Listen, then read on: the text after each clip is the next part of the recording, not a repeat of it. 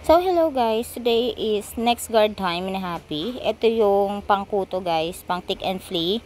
Kailangan yan. So, 31 point, ano siya, 0.5. Nagdagdag siya ng 0.5 ngayon guys, yung kilo niya.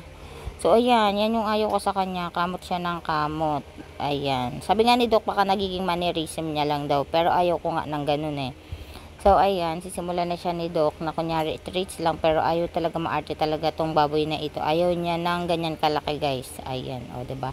Sabi ko kay Doc, hati-hatiin niya kasi ayaw niya ng ganun kalaki. Sabi niya, kain-kain niya yan kasi kalaki ng bunganga niya. Grabe to si Doc, no?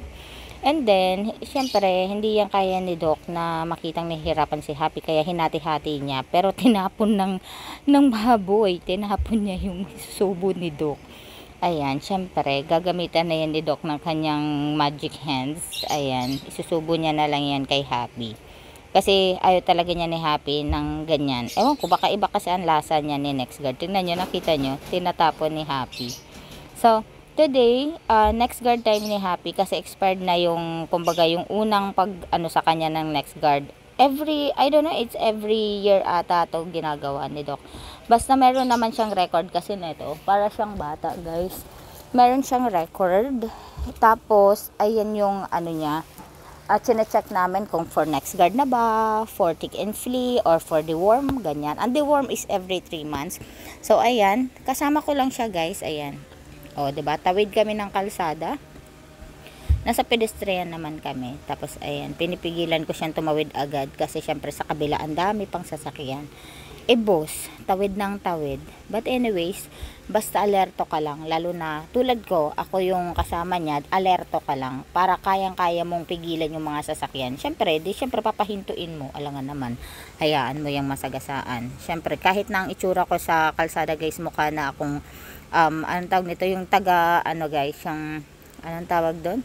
Basta anyways, MMDA na nagpapahinto ng mga sasakyan, it's okay lang. Kasi ang importante sa akin is mapahinto ko yung pwedeng makabangga kay Happy. Anyways, ayan, mabait yan. Kahit saan ka magpunta, kahit hindi mo Italy yan, go yan. Pero, kailangan, ano ka, tiwala ka sa sarili mo na kaya mo siyang i-handle. Isang sigaw ko dyan na, let's go home, go to the vet, alam niya ang gagawin niya.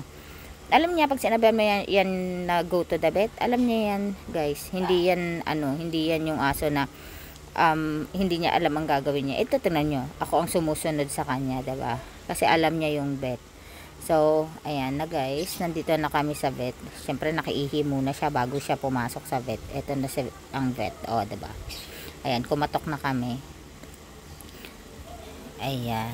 'Di ba? Pak. Tapos, sabi ni Doc, buksan na at bukas naman yun. O, diba, nagkatakipan na ng, nakapasok na kami. At yan, syempre, feel at home yan lagi si Happy dyan. Ninang niya yan si Doc Eileen. So, ito, pauwi na naman kami. Ayan, kasabay ko na naman siya. Tatawid na naman kami ng kalsada, guys. Ayan, ayan. Inila ko muna siya kasi may dadaan. Pero yung dadaan huminto naman. So, gumora na kami. Ayan siya. Sinabihan kami na go na, ganan, sabi nung motor. So, nagora na kami. Diba? Pure gold kalentong yan guys. And then, dire-diretso na kami yan sa bahay. Alam niya na yan. Pag sinabi kong home na yan guys. Uuwi na yan. Diba? Hindi ko na siya nahahagilap ng camera kasi minsan nasa unahan ko siya.